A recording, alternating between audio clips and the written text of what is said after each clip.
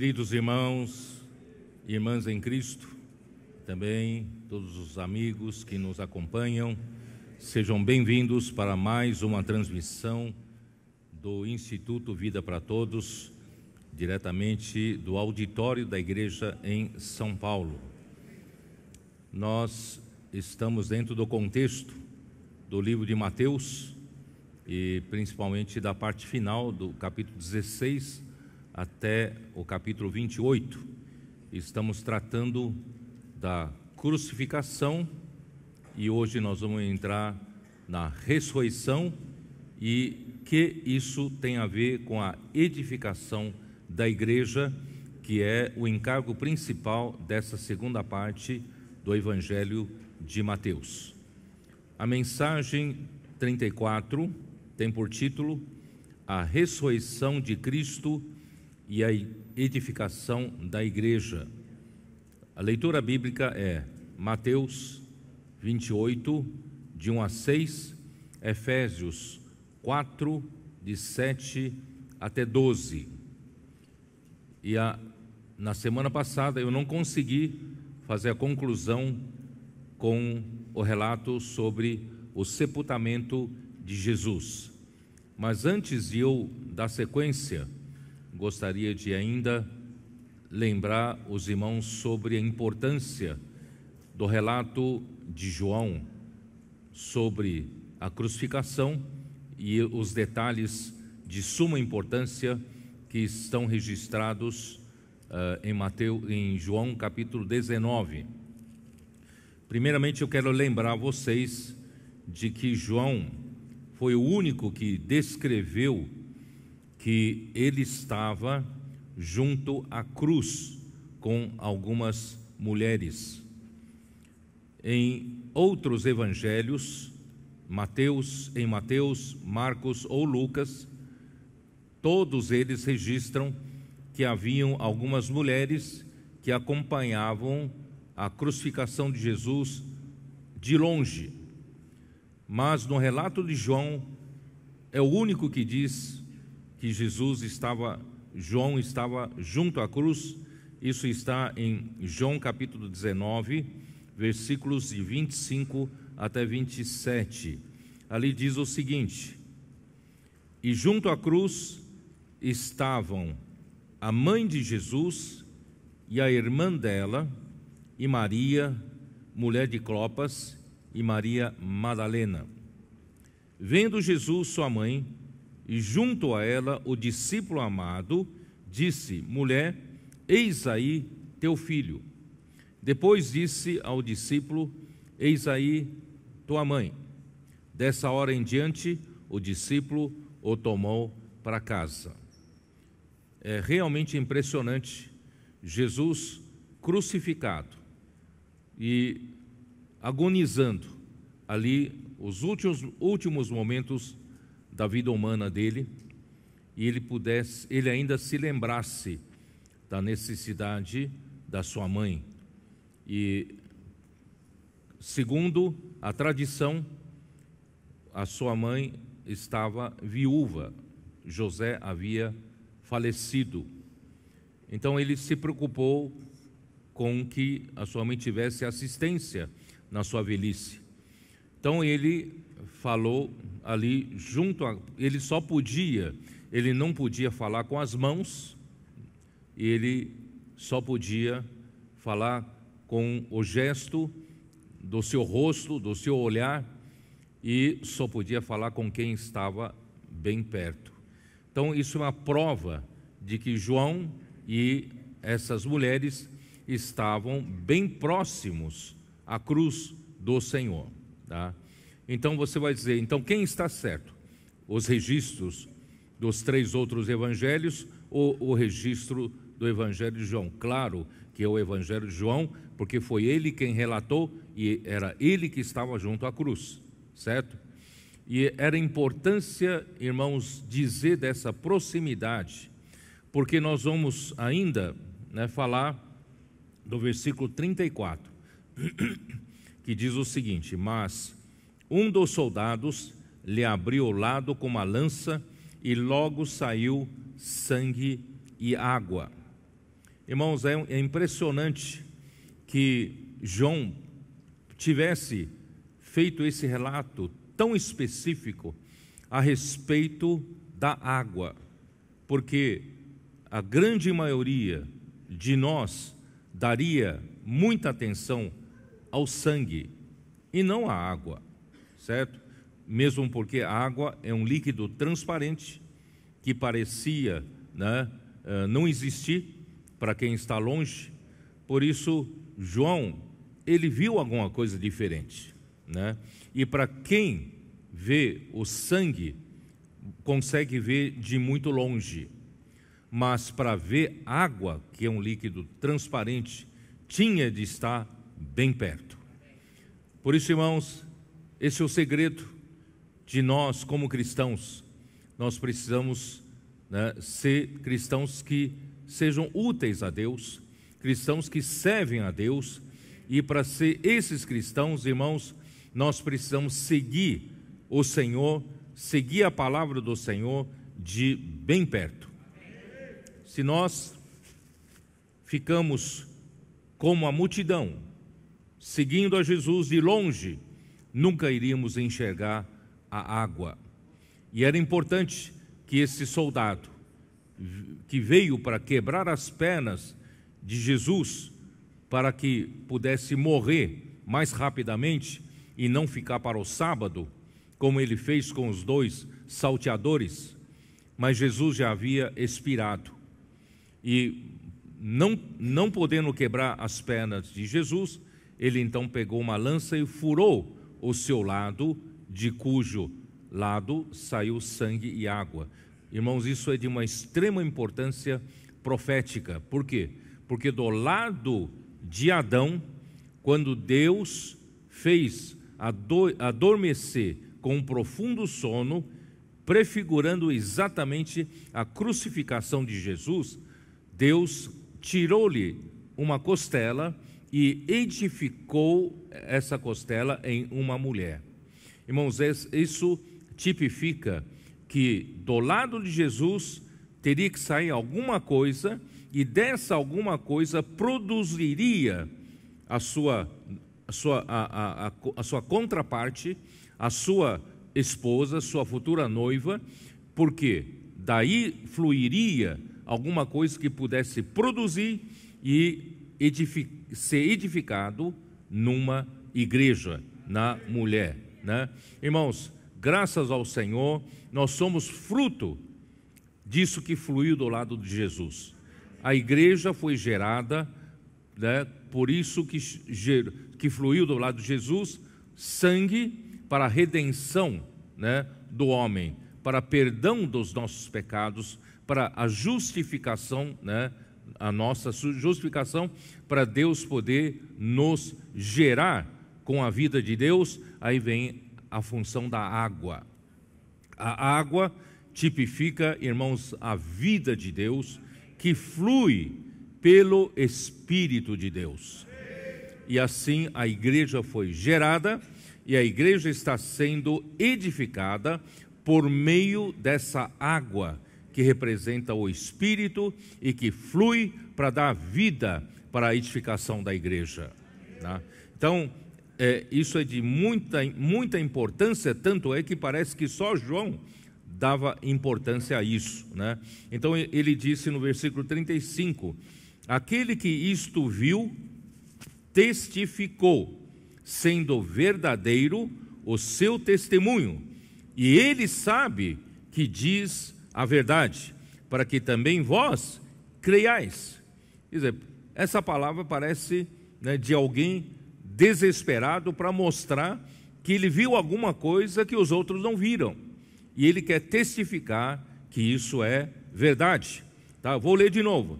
Aquele que isto viu, testificou, sendo verdadeiro o seu testemunho, e ele sabe que diz a verdade, para que também vós creiais. Irmãos, é de suma importância nós enxergarmos não só sangue para redenção, mas também água para nos dar vida. Essa água não só nos regenerou, mas essa água gerou a igreja. e essa água está edificando a igreja, para a conclusão dessa era da igreja. Portanto, irmãos, João, ele fez questão de registrar no seu evangelho, em João capítulo 4, a mulher samaritana.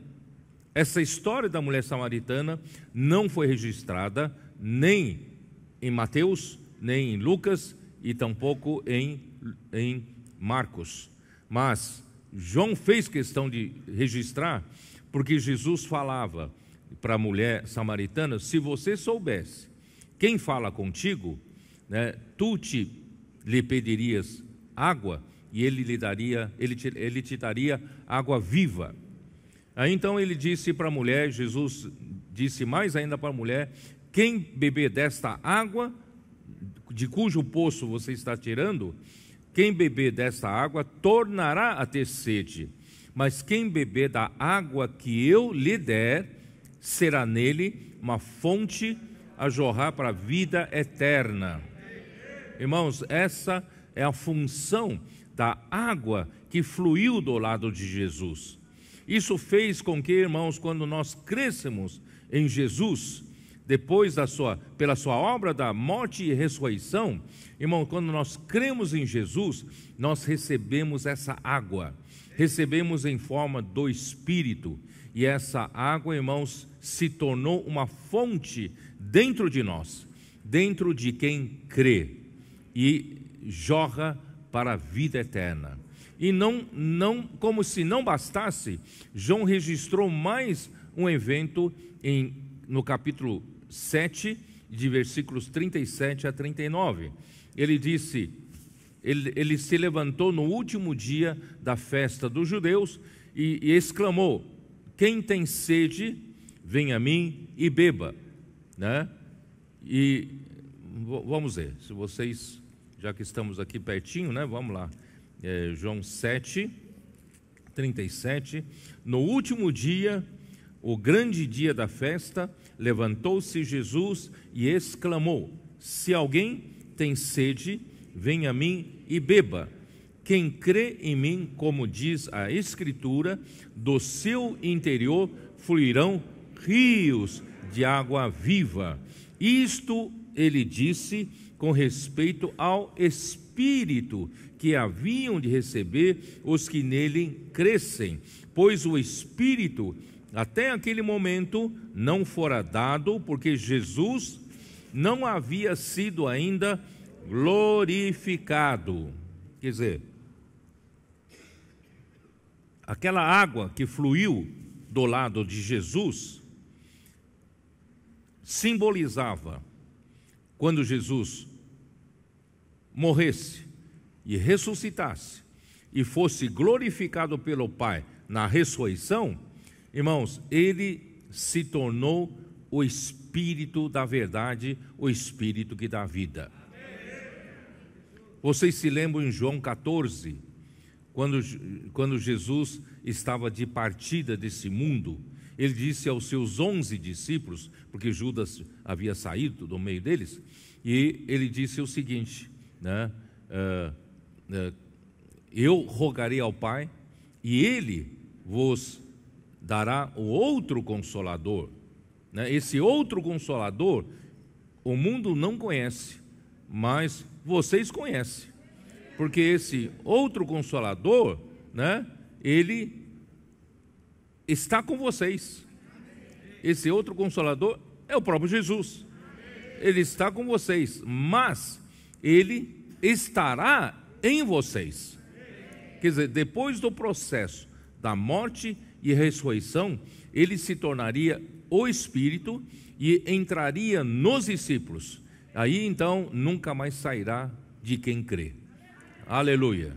Aí, irmãos, aí ele diz, aí ele fala que é o Espírito da verdade. Esse Espírito da verdade, irmãos, está em nós, como a fonte que jorra para a vida eterna. E aqui em João 7, como do nosso interior que tem essa fonte, fluirão rios de água viva.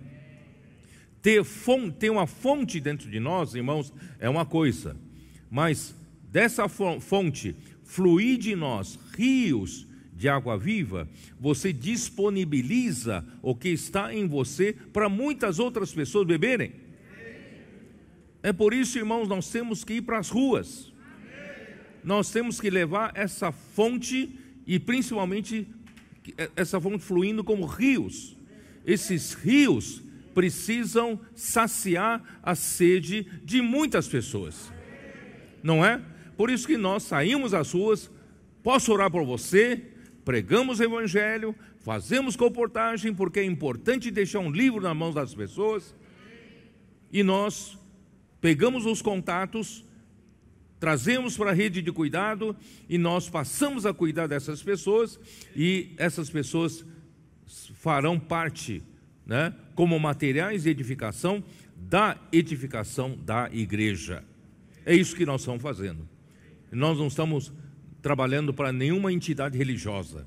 Nós estamos aqui querendo edificar a igreja um dia mais cedo, para trazer o reino de Deus aqui na terra, né, rapidamente.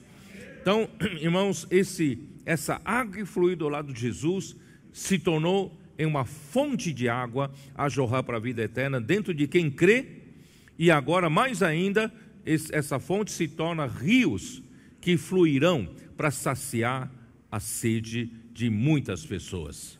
Muito bem. Então,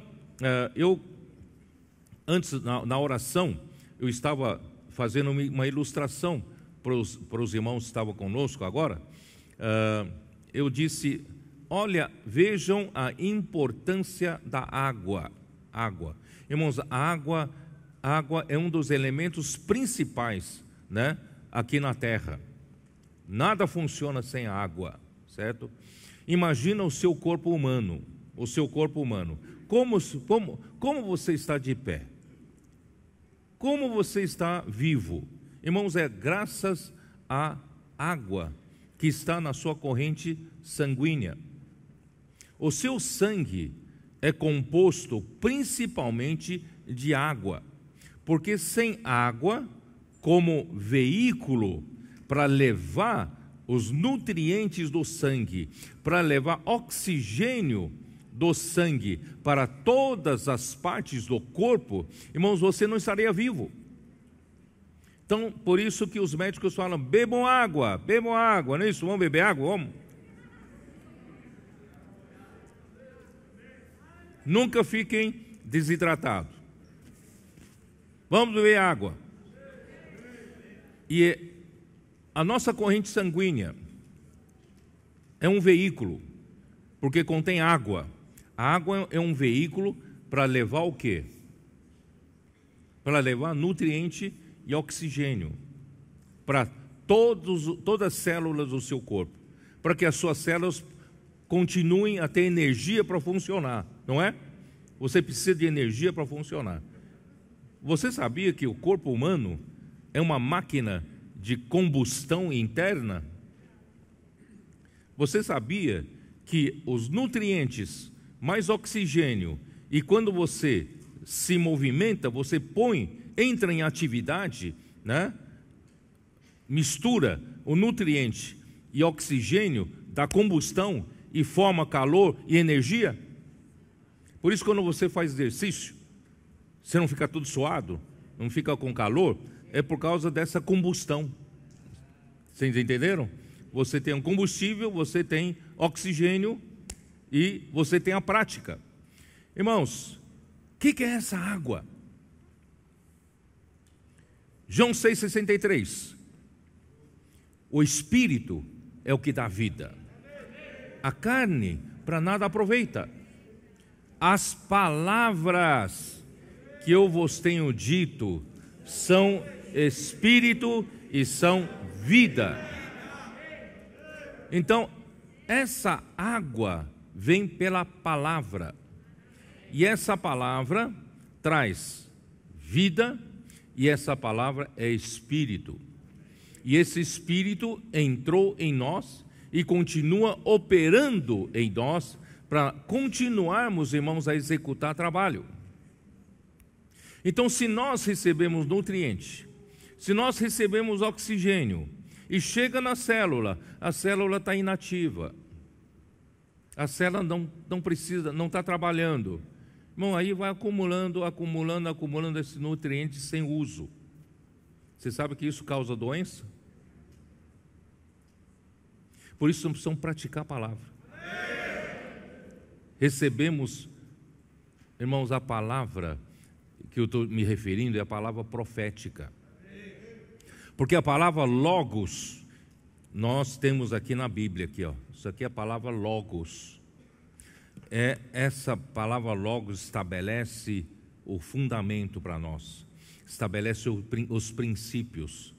Essa palavra logos faz com que nós andemos sempre dentro dos trilhos dessa palavra e nunca desviemos dos trilhos da palavra logos. Vocês estão entendendo? Mas para o dia a dia, irmãos, nós precisamos da palavra rema.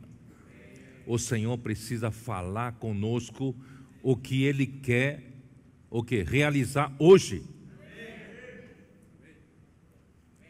Em Mateus 4:4, não só de pão viverá o homem, mas de toda a palavra que sai da boca de Deus. Não é só a palavra logos, irmãos, que nós temos, graças a Deus, hoje temos uma Bíblia maravilhosa aqui conosco. Mas, irmãos, nós precisamos então da palavra rema para este momento. O que o Senhor quer? O que o Senhor quer para esse momento? Como o Senhor me supre para esse momento? A direção que o Senhor quer dar para a igreja? A nuvem que dá a direção para as 12 tribos? A trombeta que toca, né, para andar para a guerra, para funcionar, não é isso? Vem pela palavra profética. Isaías 55, a mesma coisa. Dá uma olhada. Isaías 55. Não tem problema se eu não conseguir terminar a mensagem hoje, eu vou falar na Colômbia.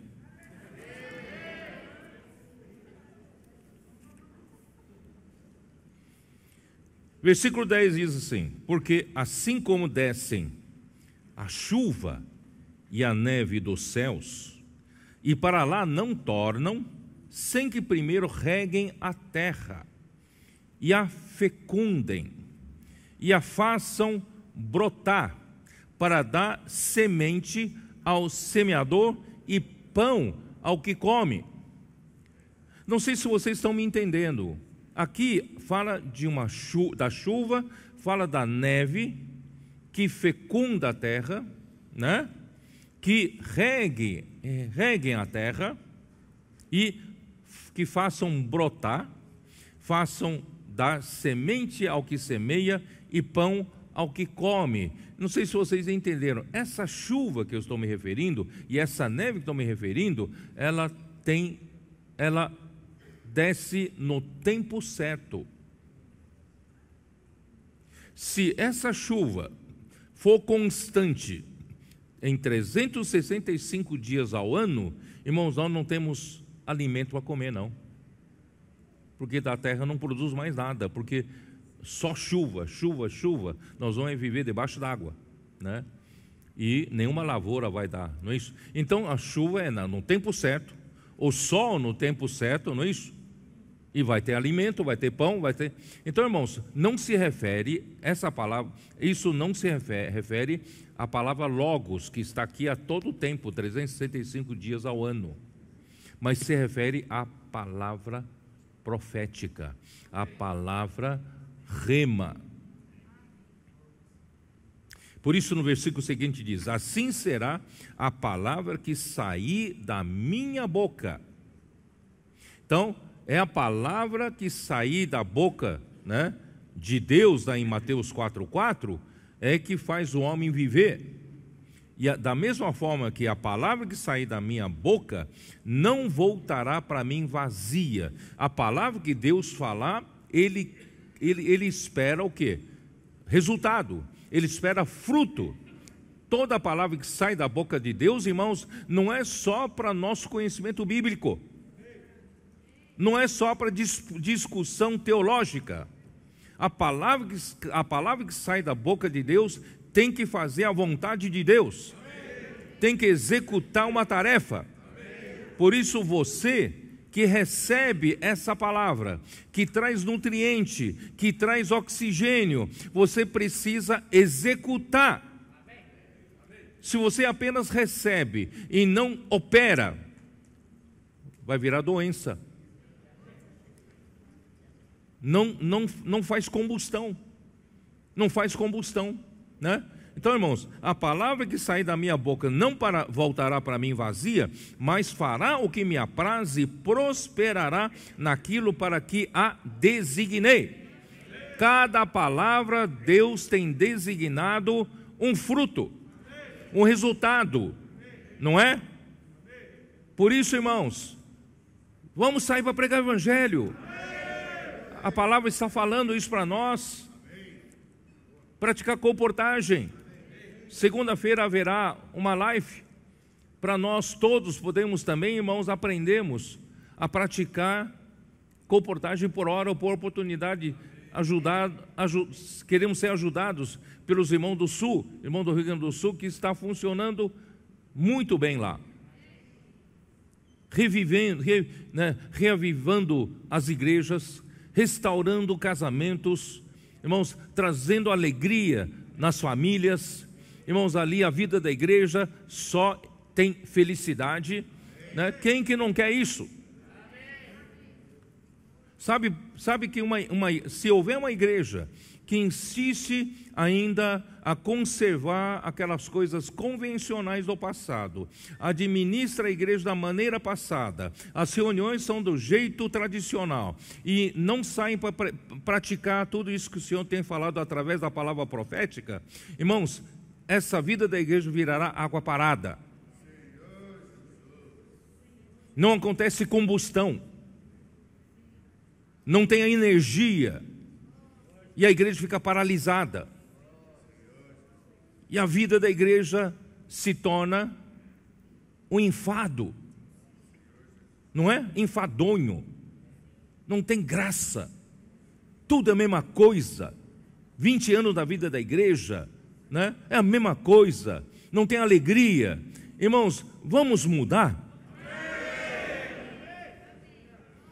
Vamos receber essa palavra e vamos praticá-la. Não analise muito, seja simples. Se você identificar que essa palavra vem de Deus, receba com simplicidade. Não analise muito, pratique essa palavra. Você verá que Deus fará milagres na nossa vida, na vida da igreja, através de nós nas ruas. É ou não é? Então, como é importante essa água, por isso que João viu essa água, ele quer promover essa água. Ó Senhor Jesus. Tá bom, então já falei demais, vamos lá. Eu não finalizei, não terminei o sepultamento de Jesus, eu preciso só mencionar aqui, né? Vamos lá para Mateus 27. Ó Senhor Jesus. Vamos praticar? Vocês vão ver. Ontem estive lá em Ribeirão Preto, né, no Ministério das Mulheres ali, e eu pedi para projetar aquele testemunho, né, de um casal da igreja em São Luís Gonzaga, né, a oeste do estado do Rio Grande do Sul, né? E a irmã Michele, que fez o testemunho, ela disse que ele e o marido estavam sentados no sofá ouvindo a mensagem no dia 6 de dezembro de 2020, que eu falei aquela mensagem aqui. 6 de dezembro de 2020, vocês se lembram daquela mensagem onde eu falei que não só depende do estágio de maturidade, mas se você estiver no estado de fazer conforme a palavra profética te manda fazer, você cuida das pessoas que o Senhor confiou a você, você poderá ser um vencedor. Não depende só do estágio, mas depende do estado quando o Senhor voltar, encontrar você fazendo assim. Esse casal estava sentado no sofá, quase dormindo, ouvindo a mensagem, quase dormindo. Já estavam vivendo a vida da igreja há 20 anos. Uma vida da igreja sem graça. Não tinha muita alegria, com crises no casamento. Quando ouviram essa palavra, os dois pularam do sofá. E a irmã Michele falou, aquilo trouxe esperança para ela. Ela não conseguiu dormir naquela noite até as 4 da manhã. Irmãos, de tão alegre que ela estava. E o casal tem um trabalho importante, mas se separaram todo sábado para sair, para pregar evangelho, fazer colportagem por hora e por... Eles tinham um filho de 3 anos e meio que não falava. Contrataram todo tipo de profissionais e tal. Mas desde o momento que eles saíram para fazer colportagem, o Senhor curou. E o casamento foi restaurado. De lá para cá, isso já está o quê? 2020, certo? Mais de 2 anos. 2 anos, né? Quase 2 anos. É isso, né? Quase 2 anos. Irmãos, a vida deles mudou. Estão numa alegria só, uma felicidade, todos os dias, irmãos. Por quê? Porque a combustão está acontecendo dentro deles. Ouvem a palavra, praticam, ouvem a palavra, praticam, ouvem a palavra, praticam. Irmãos, só pode ter alegria. Se você ainda vive, né, cercado de problemas, cercado de tristeza, cercado de angústia, irmão, Jesus nos deu um bom remédio para isso. Vinde a mim os que estáis cansados e sobrecarregados, e eu vos aliviarei. Como é que o Senhor alivia? Tirando sua carga? Como é que o Senhor alivia? Tomai o meu jugo. É tomando o jugo do Senhor. Então não adianta você visitar irmãos com problemas e só lá consolar. Irmãos, ajude a irmã a fazer a combustão. Ouvir a palavra e praticar a palavra. Pregando o evangelho, cuidando na rede de cuidado. Se você é mulher, na rede das conectadas. Você é homem de oração. Também servindo na igreja, os vários serviços na igreja. Irmãos, é isso que nos cura, isso que nos faz viver com alegria. Ia falar sepultamento, voltei de novo para a alegria, né? Vamos lá. Sepultamento de Jesus, vamos lá. Não aguento, né? Não aguento. 27, versículo 57. Caindo a tarde, veio um homem rico de Arimateia, chamado José, que era também discípulo de Jesus. Este foi ter com Pilatos e lhe pediu o corpo de Jesus. Então Pilatos mandou que lhe fosse entregue.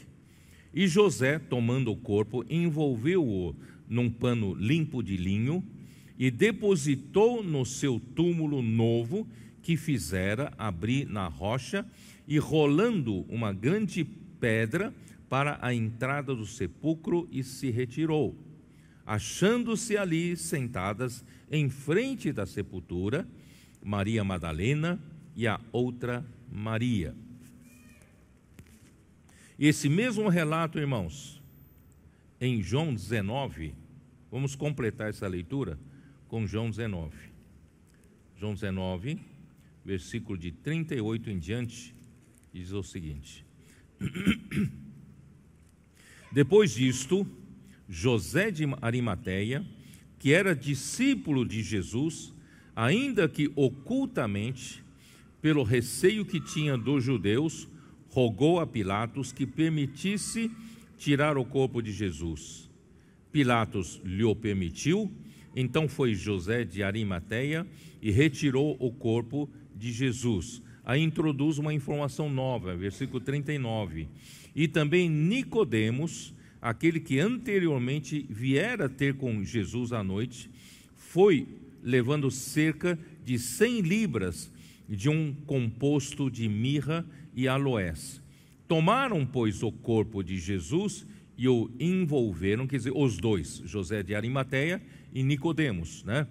E o envolveram em lençóis com os aromas, como é de costume, é de uso entre os judeus na preparação para o sepulcro. No lugar onde Jesus fora crucificado, havia um jardim, e neste um sepulcro novo, no qual ninguém tinha sido ainda posto. Ali, pois, por causa da preparação dos judeus e por estar perto o túmulo, depositaram o corpo de Jesus. A preparação aqui sempre se refere à Páscoa, tá? Então, para não entrar no sábado, eles levaram para o sepulcro mais perto, e havia então José de Arimateia mandado fazer um sepulcro novo e depositaram Jesus ali nesse sepulcro. E ali é comum fazer com uma pedra uma roda, uma pedra em roda, né? Uma pedra pesada, e que rolava na entrada do túmulo. O túmulo, né? Você abria, girava a pedra, né? E sepultava, né, a pessoa, o morto, e depois empurrava a pedra, né, e fechava o sepulcro com essa pedra, que é em forma de uma roda, tá bom? E então, vamos lá. Nicodemos, José, né, nós lemos em Mateus 27, ele era um homem rico, e Nicodemos era chefe dos judeus, lá em João 3:11, vocês se lembram? Nicodemos veio à noite procurar Jesus. Ele era, né, um mestre, né, ele era um chefe dos judeus, e se encarregaram do seu sepultamento, atando o seu corpo em panos de linho com mirra e aloés, sepultando-o num túmulo novo com os ricos. Se Jesus, né, morreu sendo escarnecido, né, sendo injuriado, sofreu a morte mais cruel, mas no sepultamento Deus o honrou, né? Isaías 53:9, dá uma olhada. Isaías 53:9.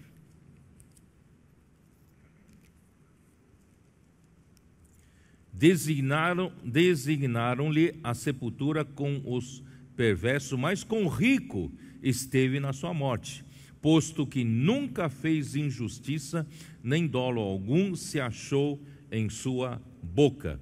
E com honra humana de alto padrão, o Senhor, né, Jesus descansou no dia de sábado. Lucas 23, versículos 55 e 56. Lucas 23, 55 e 56. As mulheres que tinham vindo da Galiléia com Jesus, seguindo, viram o túmulo, e como o corpo fora ali depositado, então se retiraram para preparar aromas e bálsamos, e no sábado descansaram segundo o mandamento, tá? Então, aqui eu vou ler uma nota de King James atualizada. 2 juízes e membros do Sinédrio que não compactuaram com a condenação de Jesus, que era José, da cidade de Arimateia, que era uma próspera aldeia montanhosa a cerca de 32 quilômetros a noroeste de Jerusalém. E também Nicodemos, né, cuidaram do sepultamento de Jesus. Trataram das formalidades civis, das despesas, e proveram um túmulo novo, nunca antes usado, que pertencia a José de Arimateia e localizava-se no Monte do Calvário. Então lá era bem pertinho da crucificação, tá? Então, irmãos, aí vamos voltar lá para Mateus 27, no versículo 62, no dia seguinte, que o dia depois da preparação, reuniram-se os principais sacerdotes e os fariseus e dirigiram-se a Pilatos, disseram-lhe: Senhor, lembramo-nos de que aquele embusteiro, referindo-se a Jesus, enquanto vivia, disse: depois de 3 dias ressuscitarei. Ordena, pois, que o sepulcro seja guardado com segurança até ao 3º dia, para não suceder que, vindo os discípulos, o roubem e depois digam ao povo: ressuscitou dos mortos, e será o seu último embuste pior que o primeiro. Disse-lhe Pilatos: aí tendes uma escolta, ide e guardai o sepulcro como bem vos parecer. Indo eles, montaram guarda ao sepulcro, selando a pedra e deixando ali a escolta. Então, os principais sacerdotes fizeram tudo aquilo para que os discípulos não criassem uma notícia falsa. Mas, irmão, Jesus não precisava disso, Ele tem poder de ressuscitar e vai ressuscitar, Puseram então uma escolta, alguns guardas, acho que não poucos guardas estavam ali vigiando, o sepulcro, e essa pedra foi rolada e fechando o sepulcro, e foi selado. A selagem com pedra não tem outro jeito senão selar com cordas. Eles selaram com cordas e com lacres. Tanto lacre, segundo o King James atualizado, tanto lacre do Império Romano como lacre do Sinédrio, para que ninguém violasse o lacre, violasse o túmulo, certo? Então, mais do que isso, irmão, não dá para fazer. Eles fizeram de tudo, para que ninguém pudesse, violar o túmulo, Ó Senhor Jesus. Então eu acho que, deixa eu ver, acho que eu terminei a mensagem da semana passada,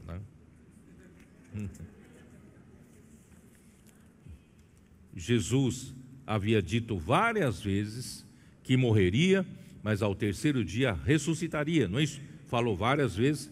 Por precaução, os líderes religiosos pediram para lacrar o sepulcro e montar guarda. Todavia, isso só serviu para o testemunho incontestável da ressurreição de Cristo. É bom, quanto maior segurança vocês puserem ali, para ninguém violar o sepulcro, é melhor, porque vai ficar um testemunho incontestável. Muito bem, então vamos ver a ressurreição, Vamos ver a ressurreição, no capítulo 28 de Mateus, versículo 1. No findar do sábado, ao entrar o 1º dia da semana, Maria Madalena e a outra Maria foram ver o sepulcro. Eu vou ler também mais uma nota de King James atualizada. Conforme horário judaico, o domingo, porque o 1º dia da semana é o domingo, certo? O domingo começava logo após o pôr do sol de sábado. Não é como nós aqui, o domingo é à meia-noite, começa no horário nosso, meia-noite, mas ali começava aproximadamente no dia anterior, 6 horas da tarde, começava o dia. Então o domingo começava depois do pôr do sol do sábado. Lucas nos informa que Maria Madalena e Maria, mulher de Clopas, está em Lucas 24, 1, João 19, 25, eu não vou ler, saíram de madrugada ainda escuro, isso está em João 20, versículo 12, Então, embora o domingo seja contado a partir logo depois do pôr do sol, irmãos, não adiantava as mulheres chegarem no meio da escuridão, ainda cheio de guardas ali, e não iam ver nada. Então elas saíram de madrugada, ainda escuro, com a esperança, ao chegar no sepulcro, poder acompanhar com raiar do dia, o sepulcro. porque elas estavam querendo tirar o corpo e embalsamar mais uma vez, né? Completar o embalsamamento, né? Bom, ali chegaram então para visitar o corpo de Jesus. Estou lendo o nota de rodapé, né? De King James atualizado. Saíram de madrugada ainda escuro para visitar o corpo de Jesus, lamentar e ungí-lo com mais especiarias. Chegaram ao túmulo com os primeiros raios da aurora, na esperança de que, autorizada a entrada para continuação do ritual fúnebre, né, período de luto judaico na época, tá? Isso está em Mateus 28:1 e Marcos 16:2, 3. Vamos dar uma olhada. Marcos 16:2, 3. E muito cedo, no primeiro dia da semana, ao despontar do sol, tá, foram ao túmulo e diziam umas às outras: quem nos removerá a pedra da entrada do túmulo? Tá? Então era mais ou menos esse horário que elas chegaram no túmulo. Tá? Bom, primeiro eu quero dizer para vocês, irmãos, que nenhum homem foi, só as mulheres.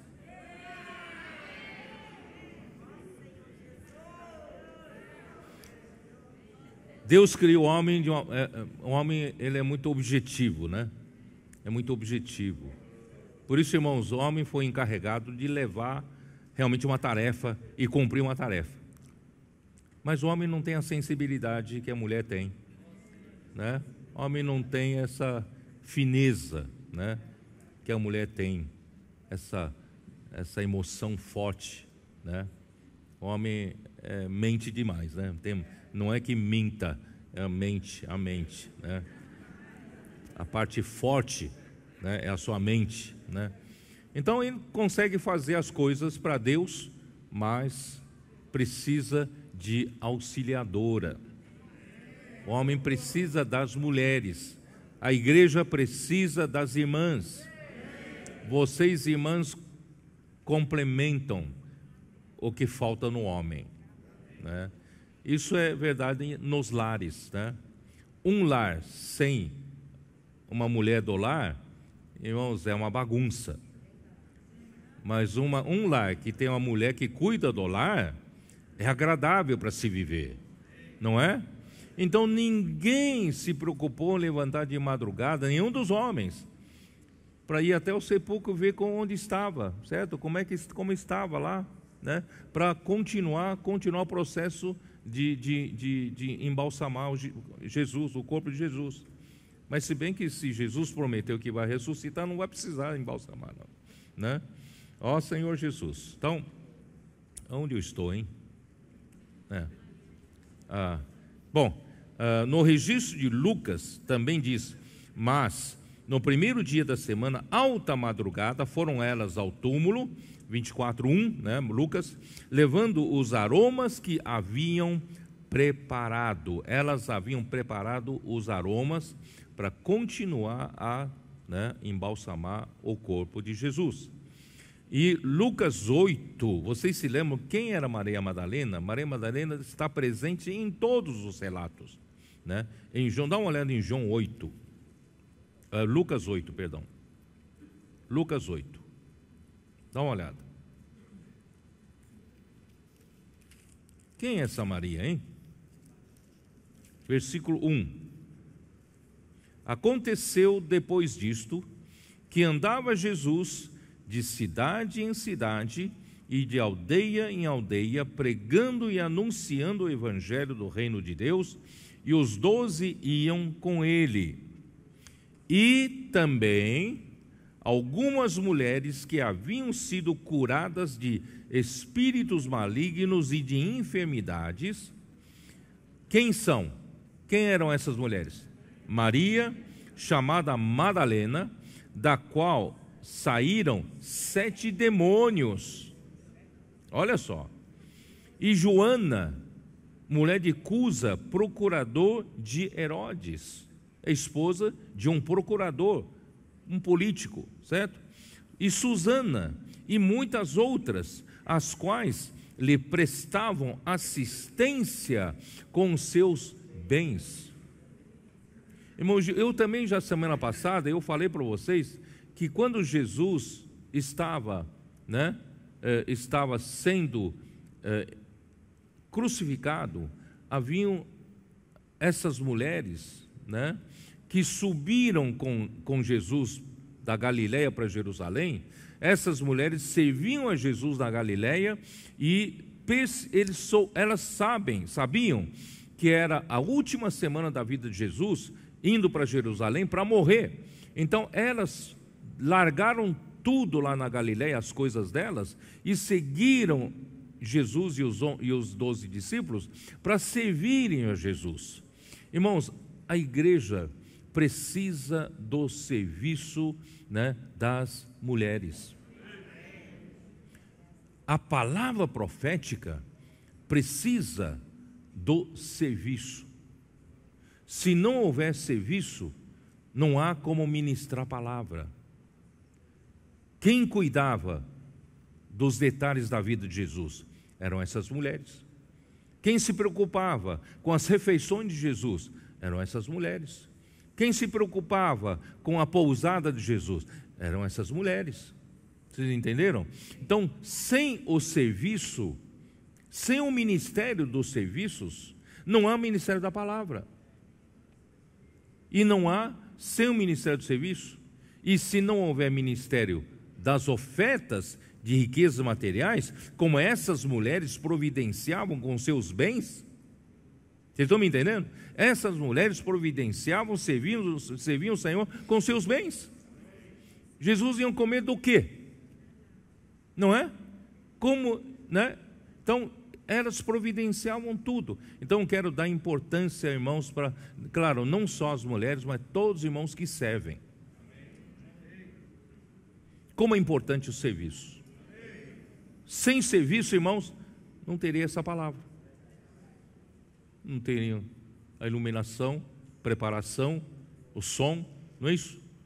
Nada disso. Não teria água para beber. O ministério da palavra precisa do ministério do serviço, precisa do ministério das ofertas de riquezas materiais, para que pudesse funcionar. Tá bom?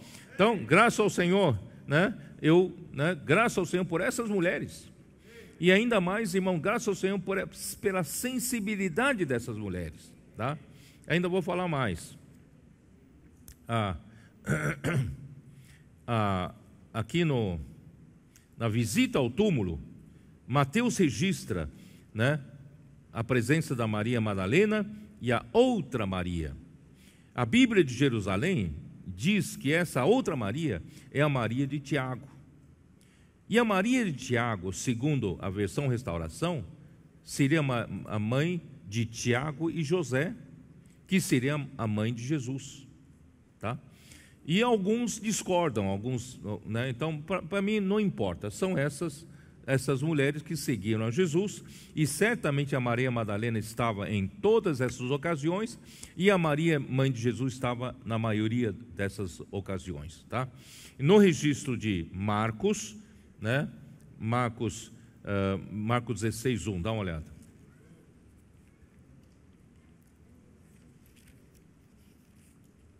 Passado o sábado, Maria Madalena, Maria, mãe de Tiago e Salomé, compraram aromas para irem embalsamá-lo.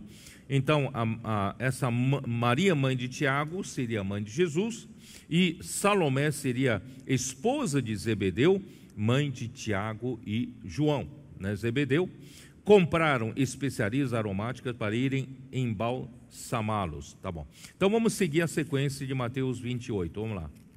Mateus 28, versículo 2. E eis que houve grande terremoto, porque um anjo do Senhor desceu do céu, chegou-se, removeu a pedra, aquela pedra pesada, removeu a pedra e assentou-se sobre ela. O seu aspecto era como um relâmpago, e a sua veste alva como a neve. E os guardas tremeram, espavoridos, e ficaram como se estivessem mortos. Mas o anjo, dirigindo-se às mulheres, disse: não temais, porque sei que buscais a Jesus que foi crucificado. Irmãos, não é maravilhoso? Não adianta o homem precaver, né, para que ninguém roube o corpo de Jesus, porque o corpo de Jesus já não estava mais lá. Deus havia, né, dado-lhe um corpo da ressurreição. Mas eu quero alertar vocês que Jesus na ressurreição já não tinha o mesmo aspecto de Jesus na carne. Ele tinha um corpo na ressurreição.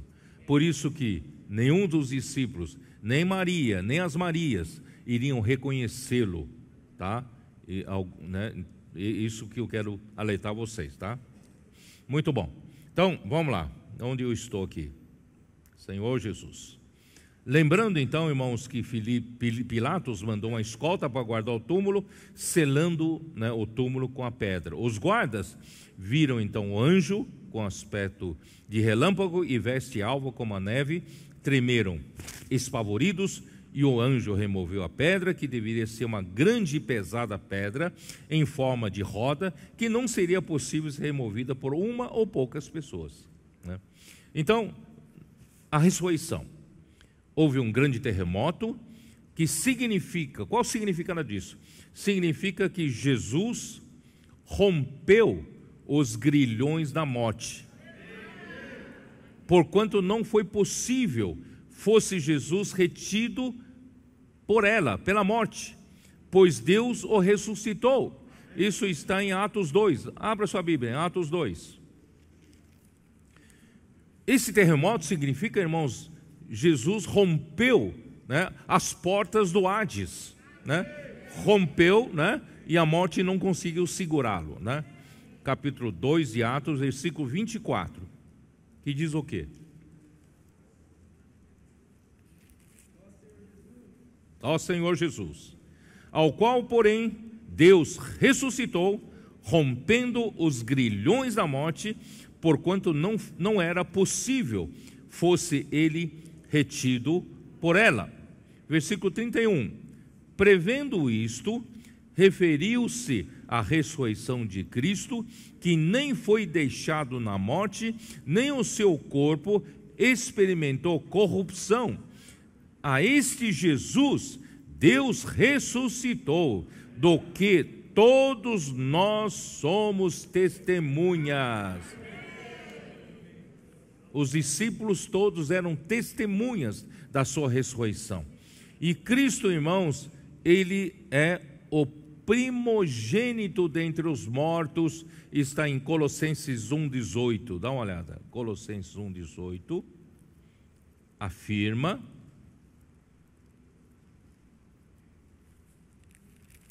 1,18, ele é a cabeça do corpo da igreja, ele é o princípio, o primogênito de entre os mortos, para em todas as coisas terá primazia. Você vai me perguntar, mas Lázaro não ressuscitou antes? Como ele pode ser o primogênito dentre os mortos? Irmão, exatamente, lembra que eu falei que o Espírito eterno, né? Tudo que Jesus faz ou fez, e na sua ressurreição, né, ofereceu-se a Deus pelo Espírito eterno, tudo que ele fez acabou entrando na eternidade. Então, na verdade, se Lázaro ressuscitou, porque Jesus rompeu os grilhões da morte. Vocês entenderam? Por isso que Jesus é o primogênito de entre os mortos.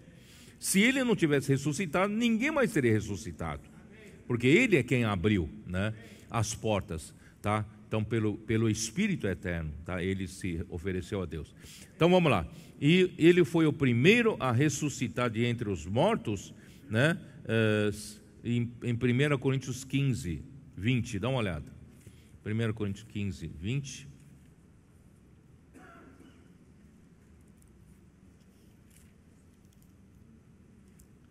Mas, de fato, Cristo ressuscitou dentre os mortos, sendo Ele as primícias dos que dormem. Ele é as primícias. Que são as primícias? As primícias eram os primeiros frutos na terra de Canaã que amadurecerem. Esses primeiros frutos eram oferecidos a Deus como as primícias. Vocês se lembram? Tá? Então,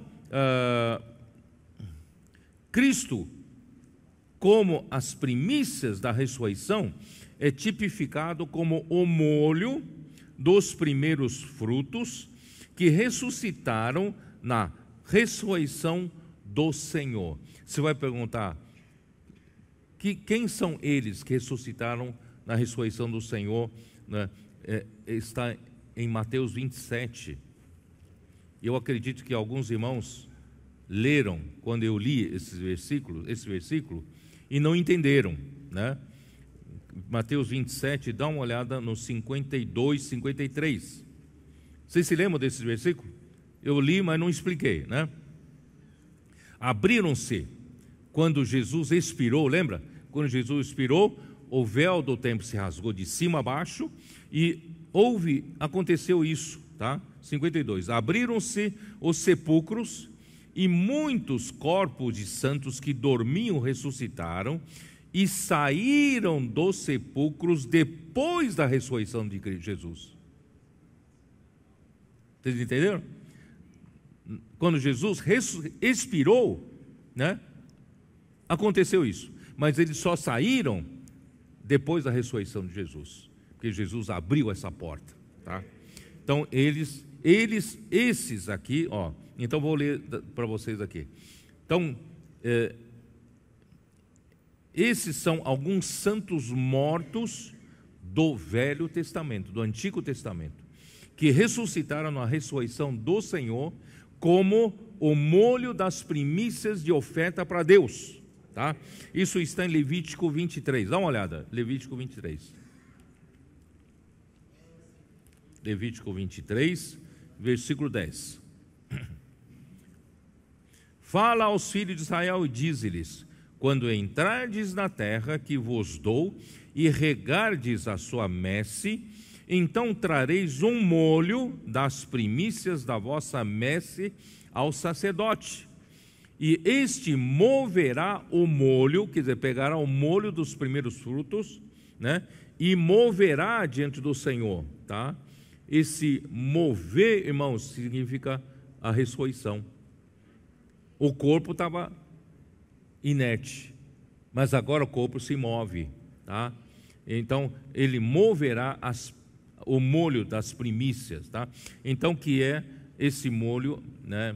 Aqui fala, aqui, não sei se você prestou atenção na leitura aqui, né? Isso seria no versículo 11, ele moverá, mas versículo 12 que diz assim: no dia imediato ao sábado, o sacerdote o moverá. O que é o dia imediato ao sábado? Que dia que é? É o primeiro dia da semana, é o dia da ressurreição do Senhor, né? Então, no domingo, o sacerdote moverá o molho das primícias. Irmão, Jesus Cristo foi, né, as primícias da ressurreição, né? E o objetivo, irmãos, da ressurreição, é onde eu quero chegar, irmãos, é fazer Cristo sentar-se à direita de Deus, tá? Vamos dar uma olhada em Efésios capítulo 1. Sabe para quê? Qual a função da ressurreição? Eu vou descrevendo pouco a pouco para vocês entenderem melhor, tá? Então, primeiro, quando no capítulo 1 de Efésios,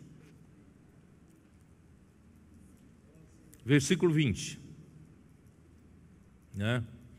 O qual exerceu ele em Cristo Jesus, que é a suprema grandeza do poder de Deus, né? O qual exerceu ele em Cristo, ressuscitando-o dentre os mortos. Imagina o poder que Deus tem de ressuscitar Jesus de entre os mortos, né?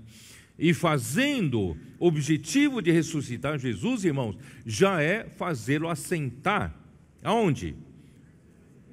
Na sua direita, nos lugares celestiais. Irmãos, eu quero que vocês entendam isso. Jesus morreu pelos nossos pecados, morreu para cumprir a redenção por nós, para nos resgatar de volta a Deus. Mas, irmãos, para que a igreja fosse gerada, a igreja fosse edificada, era necessário, irmãos, que Jesus fosse ressuscitado por Deus e o fizesse sentar no lugar mais alto, acima de outros poderes. Tá? Então, se Jesus não tivesse sido assentado no lugar acima de todos os outros poderes, ele não teria poder para edificar a igreja. Graças a Deus, irmãos, logo depois da ressurreição, Deus o fez sentar-se à sua direita e o fez sentar-se nos lugares celestiais, acima de todo principado e potestade e poder e domínio e de todo nome que se possa referir, não só no presente século e também no vindouro. Jesus hoje, depois da ressurreição, ele foi colocado por Deus nas regiões celestiais, acima, irmãos, de qualquer poder que pudesse haver entre os principados e potestades, as autoridades. Em Efésios fala dos dominadores desse mundo tenebroso, fala dos espíritos, com as forças espirituais do mal. Jesus está acima de tudo isso. Por isso, irmãos, às vezes eu penso, nós estamos executando a obra de Deus, estamos na luta de reinos, nós estamos ameaçando o império das trevas, estamos ameaçando a autoridade do Hades, e nós somos alvo de ataque de Satanás e de seus principados e potestades. Mas, irmãos, graças a Deus, o nosso chefe, nossa cabeça, nosso Senhor, Ele está acima deles, acima de todos esses poderes que poderiam nos fazer mal, não é? Mas nós não tememos, somos guardados por Ele, porque Ele já está acima de todo o domínio, todo o poder, toda a autoridade. Jesus está acima. Então, para quê? Vamos continuar lendo, versículo 22. E pôs todas as coisas debaixo dos pés, todas as coisas são debaixo dos seus pés, mas para ser o cabeça sobre todas as coisas, Deus então deu esse Cristo à igreja. Deus deu esse Cristo que pela ressurreição ele foi ascendido, está nos lugares celestiais e todas as coisas estão sujeitas debaixo dos seus pés, para que isso fosse realidade, nos dias de hoje. Ele deu esse Cristo como cabeça para a igreja, a qual é o seu corpo, a plenitude daquele que a tudo enche em todas as coisas. Isso não é o objetivo de hoje, mas põe isso na cabeça. Ele vai, através da igreja, irmãos, que vai ser a plenitude dele. E através da igreja, ele vai preencher todas as coisas. Tá? Hoje não vou comentar muito sobre isso. Bom, irmãos, é a partir daí, irmãos, aí que eu vou entrar, fazer a ligação da ressurreição com a edificação. Vocês vão entender por que tudo isso aconteceu, irmãos. Tudo isso aconteceu não apenas fazer com que seus pecados fossem perdoados e você agora, foi resgatado do mundo para ser um crente, para viver para Deus, para pregar o evangelho. Não é só isso, não. O principal objetivo, irmãos, é edificar a igreja do Senhor, edificar o corpo de Cristo, tá? Então, vamos lá. Romanos 10. Romanos 10.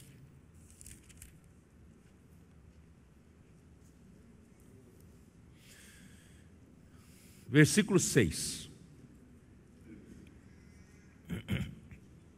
Mas a justiça decorrente da fé, assim diz: não perguntes em teu coração quem subirá ao céu, Isto é, para trazer do alto a Cristo. Irmãos, eu pergunto para você,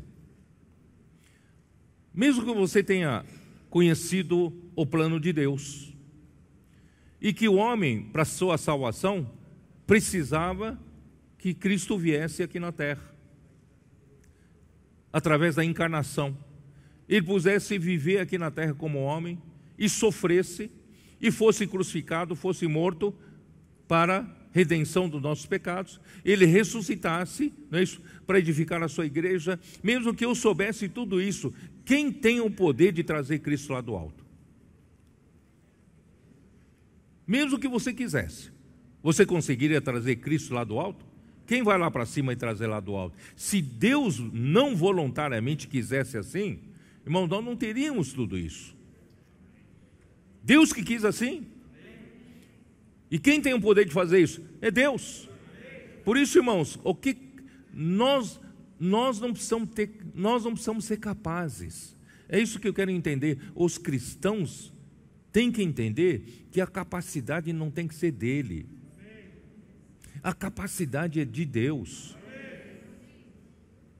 Nós somos vasos de barro, para que a excelência do poder, irmãos, seja de Deus, não de nós, porque nós temos um tesouro em vasos de barro. Irmãos, como é que a obra de Deus está sendo feita no nosso meio?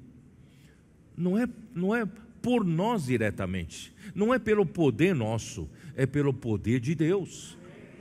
Porque Ele encontrou aqui, né, canais que o permitam fazer a sua obra no poder de Deus. Vocês entenderam? Então, até para trazer do Cristo lá do alto, para ele se encarnar, Deus é quem fez. Vamos continuar, vamos lá. Onde eu estou? Versículo 7, no versículo 6 ainda, né? Não perguntes em teu coração quem subirá ao céu, isto é, para trazer do alto a Cristo. Ou quem descerá ao abismo, isto é, para levantar Cristo dentre os mortos? Quem tem o poder, então, de ir lá para o abismo e trazer Cristo na sua ressurreição? Eu não tenho poder, você também não tem, irmãos. Quem tem esse poder é a suprema grandeza do poder de Deus, quem ressuscitou a Jesus.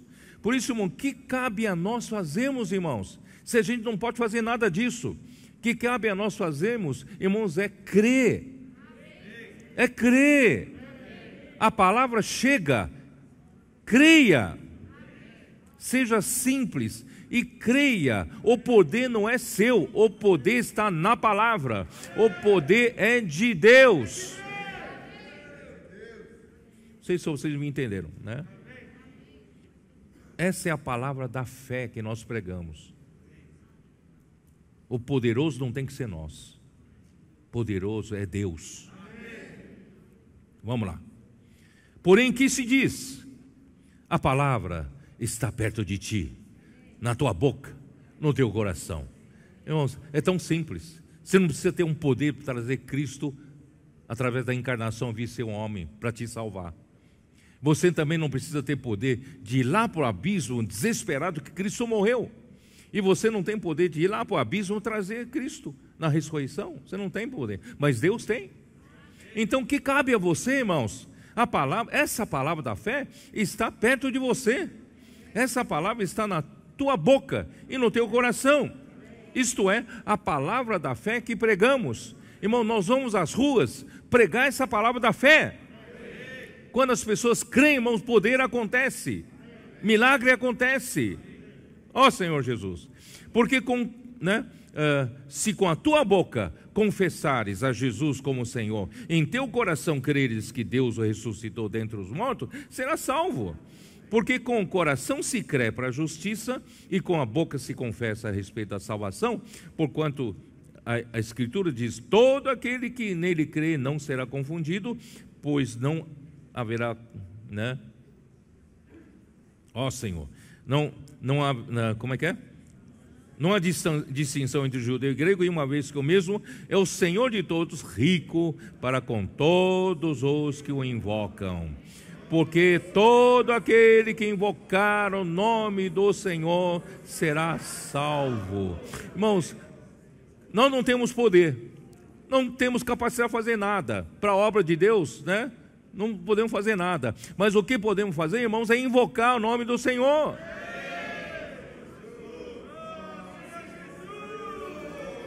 Mas como, porém, invocarão aquele em quem não creram? Né? E como crerão naquele de quem nada ouviram? E como ouvirão se não há quem pregue? E como pregarão se não forem enviados? Como está escrito, quão formosos são os pés dos que anunciam coisas boas. Irmãos, nós vamos às ruas anunciar coisas boas. Ainda que segurança do shopping corra atrás de vocês. Vocês não estão anunciando coisas ruins, vocês estão anunciando coisas boas aos homens. Dizer que esse Jesus Cristo já se encarnou, já viveu na terra, já morreu por nós, já ressuscitou, e Deus já o colocou acima, né, nos lugares celestiais, acima de todos os principados e potestades e dominadores, e Deus o deu de volta para nós como Espírito que está dentro de nós, e basta ter fé, crer nessa palavra, que nós receberemos toda essa bênção, receberemos o próprio Deus para dentro de nós. Nós precisamos sair às ruas para pregar. Por isso, queridos irmãos e irmãs, se você tem dificuldade, né, ainda até hoje, de pregar o Evangelho, eu vou dizer para vocês, o Senhor nos deu uma palavra mágica. Eu, quando era jovem, queria muito pregar o Evangelho. Às vezes o Espírito me incomodava para pregar o Evangelho de quem estava do meu lado, e eu não sabia como abordar. Aí eu tentava puxar uma conversa, e na conversa tentando achar um gancho e para pregar o Evangelho, né? E geralmente em puxando a conversa, eu acabo levando o homem na mente, e a pregação acaba sendo muito mais racional e lógica do que espiritual. Então, graças a Deus, irmãos, hoje eu não preciso de nada desses recursos. Eu posso, né, imediatamente dizer para a pessoa: posso orar por você? A pessoa recebe aquela palavra, né? Ela não foi convencida na mente, ela recebe aquela palavra e ela vai responder, vai pensar logo na parte mais verdadeira dela. Puxa vida, eu realmente preciso de oração. Eu estou no meio de um problema, eu não sei como resolver isso. Como é que ele sabe? Como é que ele sabe que eu precisava de oração? Não é, irmãos? Ele não sabe, mas Deus sabe, né? Então, irmãos, vamos, sabe, não tenha, se você ainda até hoje tem timidez, tá? Você vai nas lojas, né, fazer compras, né, balconista que te atender, né, na padaria, né, ou abastecer o carro, né, use, deixa escapar. Eu fui ajudado assim, né? Deixa escapar. Posso orar por você? Aí não tem mais jeito, né? Você deixou escapar, diz: posso orar por você? Mas também daí para frente, irmãos, o Espírito vai fazer. Porque os milagres vão acontecer quando você obedece à palavra. Aí vem a combustão interna que eu falei para você. Você vai sentir um calorzinho, né? E vai sentir muita alegria. Vamos fazer isso? Se você tem dificuldade de fazer comportagem, assista segunda-feira, tá? Ou peça ajuda dos irmãos comportores, de alguma equipe de comportores, nos ajudarem. Eu quero sair com vocês, eu quero ver. Ou passa um final de semana no CEAP. Vai para o CEAP, né? Irmãos, vamos de alguma forma, né, ser um membro que funcione. Vamos experimentar isso, para a gente não ficar doente, né? Quem não faz funcionar fica doente. Então vamos fazer funcionar. Ó Senhor Jesus. Então Cristo subjugou, irmãos, os poderes da morte e das trevas quando desceu ao abismo e agora ressuscitou do abismo, rompeu a autoridade das trevas, né? Então, só que o objetivo principal, irmãos, da morte e ressurreição de Cristo ainda é a edificação do corpo de Cristo. Acredita ou não? Porque a partir de Mateus 16, eu falei para vocês que a tônica mudou. Qual é a tônica? Tudo isso que Jesus fez até o capítulo 15, irmãos, é para revelar que ele era o Cristo. Ele era alguém encarregado, comissionado para fazer uma grande tarefa de Deus. E essa grande tarefa de Deus, irmãos, é feita como filho do Deus vivo, pela vida de Deus. Não é fundando mais uma religião aqui na terra. Ele veio para gerar a igreja, edificar a sua igreja, para que as portas do Hades não prevaleçam contra essa igreja edificada, com isso trazendo o reino de Deus de volta através da igreja. Isso só acontecerá se nós permitirmos que o Senhor nos edifique. Nós somos ainda muito individualistas. Sempre nós é que estamos certos, né? Graças a Deus, irmãos, pela palavra profética, pela prática da palavra profética, pela vida da igreja, irmão, nós estamos sendo edificados cada vez mais. O Senhor está tirando de nós todos aqueles elementos velhos da carne, né, do velho homem. O Senhor está colocando, né, os elementos do novo homem através da palavra, da lavagem de água pela palavra. Está colocando elementos santos, nos santificando, elementos santos de Deus. Irmão, nós estamos sendo transformados. Aquele eu que era tão difícil se misturar com os irmãos, hoje está edificado com os irmãos, não é? E contra a igreja edificada, irmãos, as portas do Hades não tem força contra, não tem poder. E nós assim vamos introduzir o reino de volta aqui na terra, não é isso? Então vamos lá, como é que se faz isso? Efésios 4, vamos lá. Vamos tentar terminar essa parte final, é importante.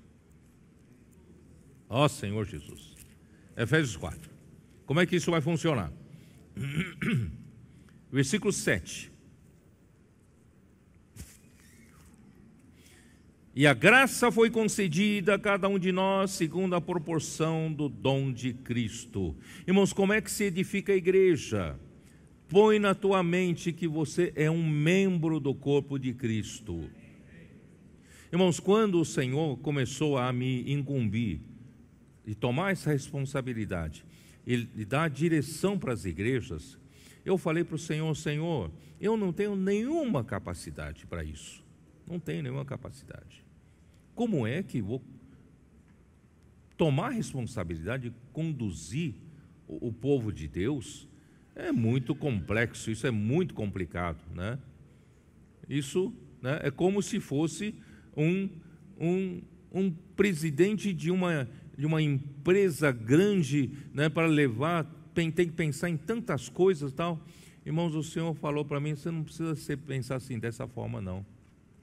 Você só precisa pensar que você é apenas um membro do corpo de Cristo. Só que eu vou te dar um papel especial, mas ainda não passa de ser um membro do corpo de Cristo. Então, não sei se os irmãos estão me entendendo. Quem vai fazer a obra é Deus. Eu só vou cumprir aquilo que Ele me mandar fazer. Você também é um membro do corpo de Cristo. Você também tem um papel no corpo. E seja fiel no papel que o Senhor te deu.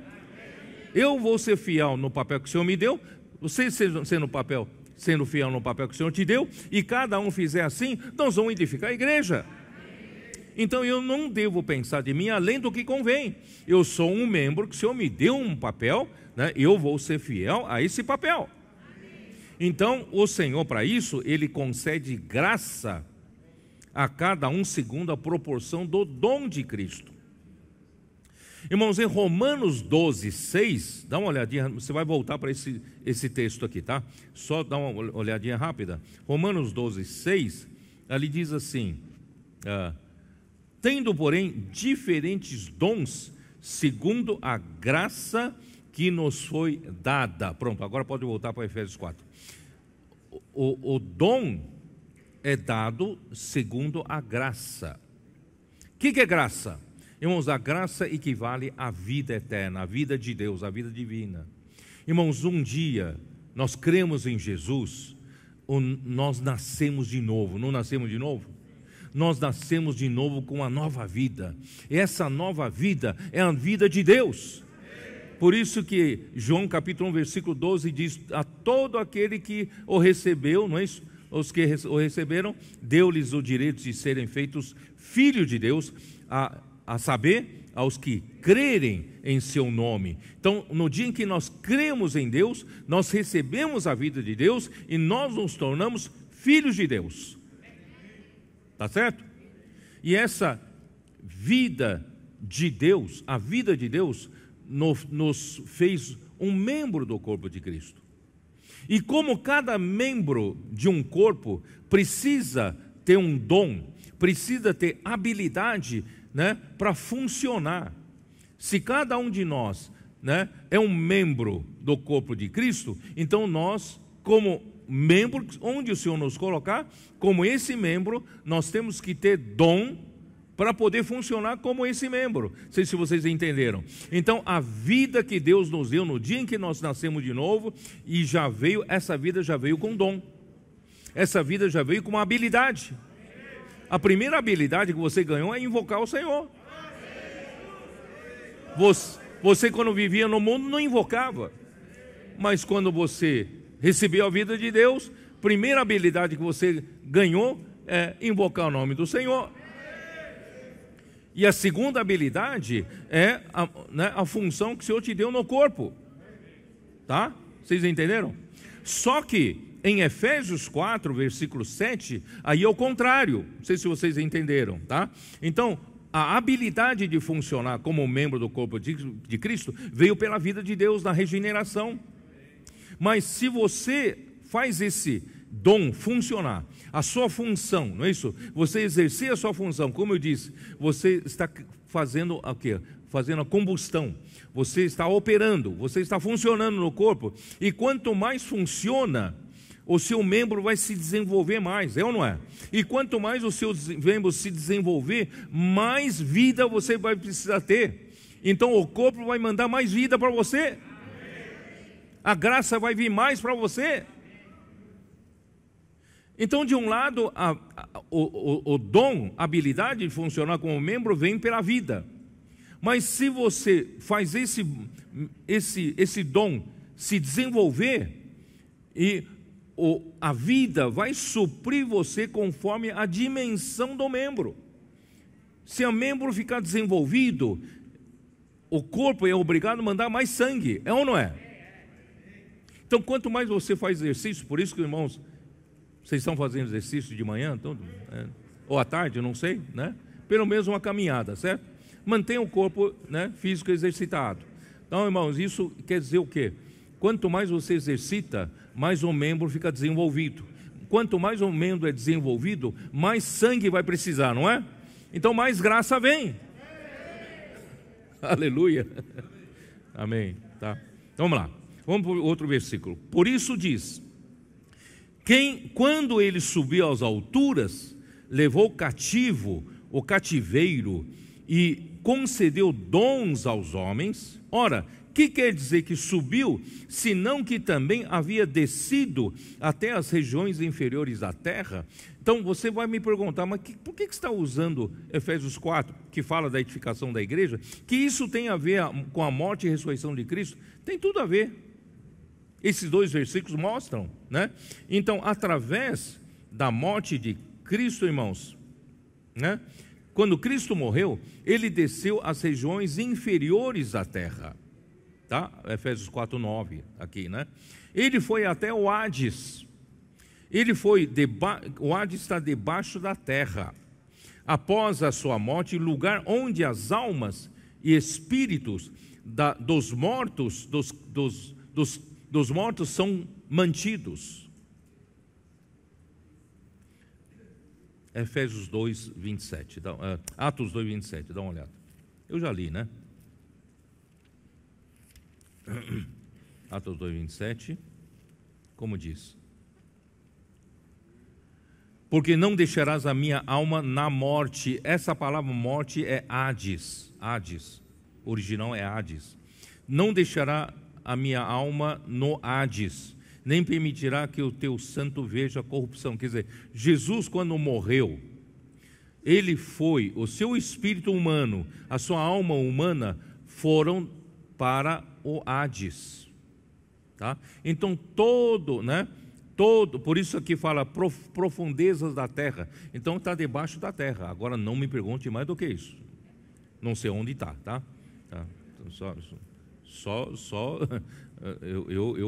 Eu recebo o que a palavra fala, tá bom? Mas assim, esse é o lugar do Hades. Agora, só que no Hades, irmãos, tem 2 sessões, sabia disso? Lucas 16, rapidamente. Não tenho tempo para terminar. Puxa, já está terminando. Senhor Jesus.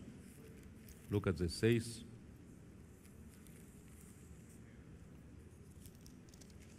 (22), versículo 19 fala: havia um certo homem rico que se vestia de púrpura e de linho finíssimo, e que todos os dias se regalava esplendidamente. E havia também um certo mendigo chamado Lázaro, coberto de chagas, que jazia à porta da cidade e desejava alimentar-se das migalhas que caíam da mesa do rico, e até os cães vinham lamber-se das suas úlceras. Acontecer morrer o mendigo e ser levado pelos anjos para o seio de Abraão. Morreu também o rico e foi sepultado no Hades. O inferno aqui é Hades. Estando em tormentos, levantou os olhos e viu ao longe Abraão e Lázaro no seu seio. Aqui prova, irmãos, que no Hades, debaixo da terra, não sei aonde, tá? No Hades, estão depositados todos os espíritos e almas dos mortos. Só que ali há 2 sessões. O pobre foi levado para o seio de Abraão e o Lázaro foi levado para uma sessão de tormentos. Então, irmãos, embora quem não fala que mendigo seja salvo, mas aqui dá para você entender que o mendigo era um justo, né? Então, todo aquele que crê em Jesus no tempo da era da igreja, tá? Graças a Deus, irmãos, vamos pregar o evangelho. Porque se você não pregar o evangelho e a pessoa não receber a Jesus, não receber a vida de Deus, quando essa pessoa morrer, vai para a sessão de tormentos. Vamos esvaziar a sessão de tormentos? Vamos trazer pelo menos para a outra sessão onde está Abraão, não é isso?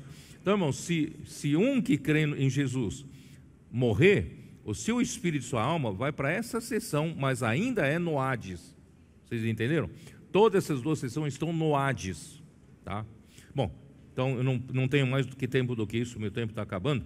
Então, vamos voltar lá para ó Senhor Jesus.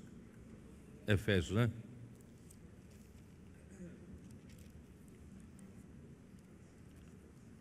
Efésios 4, né?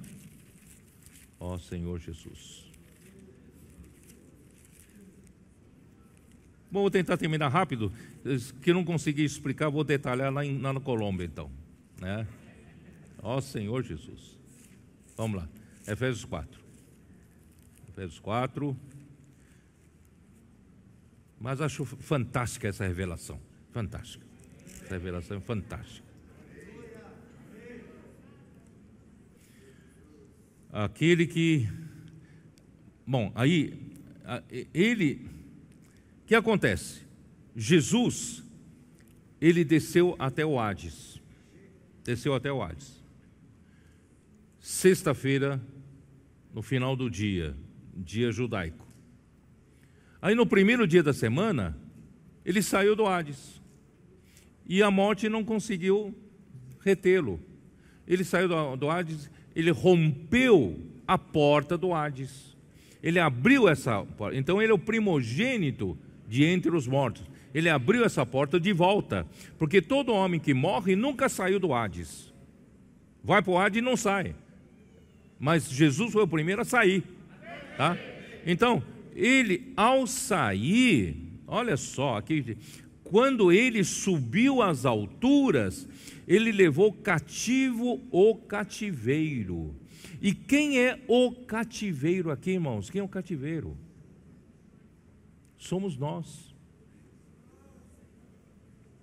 Toda a humanidade está debaixo, depois da queda de Adão, está debaixo, irmão, do poder da morte. Está debaixo do poder das trevas, do Hades. Então todos nós nascemos pecadores, né? Nós vivemos pecadores, morremos pecadores se Deus não tivesse providenciado a salvação. Então nós estamos todos cativos por Hades, né? Pela morte. Mas graças a Deus, irmãos, quando Cristo foi até a morte, ele ficou lá, né? Sábado, e no domingo ele saiu de lá. Quando ele saiu de lá, irmãos, ele levou o cativeiro. Nós que estávamos todos cativos lá, debaixo do império das trevas, debaixo do poder da morte, nós somos libertados da morte e seguimos a Cristo. Se vocês entenderam, não? Isso é maravilhoso, irmãos. Isso equivale ao que? Ó Senhor Jesus. Equivale a 2 Coríntios 2. 2 Coríntios 2, 14. Graças, porém, a Deus, que em Cristo sempre nos conduz em triunfo, e por meio de nós manifesta em todo lugar a fragrância do seu conhecimento. Você sabe que essa palavra sempre nos conduz em triunfo.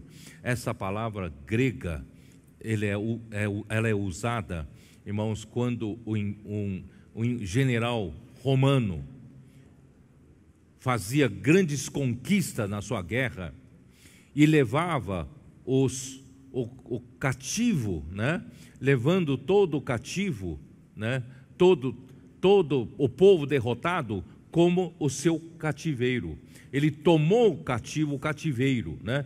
E ele entrava no Capitólio, entrava em Roma em grande estilo. Ele entrava como um grande general em procissão, né? Estão aí todos os seus soldados e, por fim, irmãos, todos os cativos. Entrava em Roma. Irmãos, essa é a palavra. Jesus foi até a morte, mas ele venceu a morte. Ele saiu de lá como um grande general e trazendo consigo, irmãos, atrás os cativos, e que somos nós. Só que alguns cativos se renderam ao Senhor e resolveram servi-lo, que são os apóstolos, que espalhavam um bom perfume de Cristo em todo lugar. Mas alguns cativos não se renderam a Cristo, certo? Então, aqui diz, alguns vão ter o aroma da vida, outros vão ter aroma de morte para morte. Eu não acabei de ler aqui, né? Aqui, ó. Porque nós somos para com Deus o bom perfume de Cristo, tanto nos que são salvos como nos que se perdem. Então tem os que são salvos, os que se perdem. Nós nos convertemos ao Senhor. Nós somos os que foram salvos. Mas há os que se perdem. Mas dá tempo de pregar o evangelho ainda, tá? Os que se perdem, e para com estes que se perdem, cheiro de morte para morte, mas para com aqueles, aroma de vida para vida. O que quer dizer isso? Esses que não se converterem, esses que não, né, se renderem ao general, quando na entrada do império, do Capitólio, eles eram executados. Quando terminar, irmãos, o tempo aqui na terra e iniciar os julgamentos, eles serão executados. Mas nós vamos entrar com Cristo e nós estamos nessa procissão triunfante. Nós estamos nessa procissão do grande general que está à nossa frente, né? Então, eu não vou ter tempo de terminar Efésios 4, mas eu quero mostrar para vocês, vamos lá.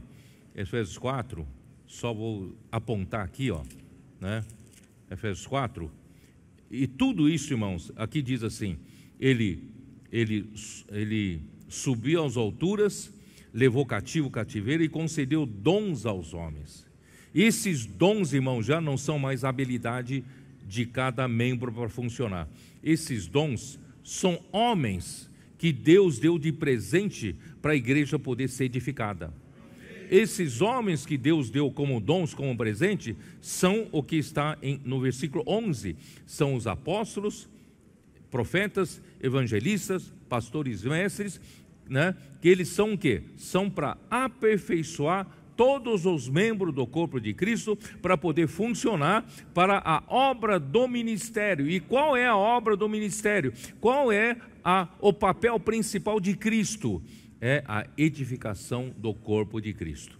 Vocês estão me entendendo? Então, o meu objetivo nessa manhã, com essa mensagem, é para mostrar para vocês que a ressurreição de Cristo não é apenas para a gente cantar ressurgiu, ressurgiu, mas a ressurreição de Cristo, irmãos, tem tudo a ver e ele levar essa procissão triunfante, que no fim, irmãos, vai concluir, finalizar na edificação da igreja, para o Senhor poder voltar. Amém? Jesus é o Senhor, amém.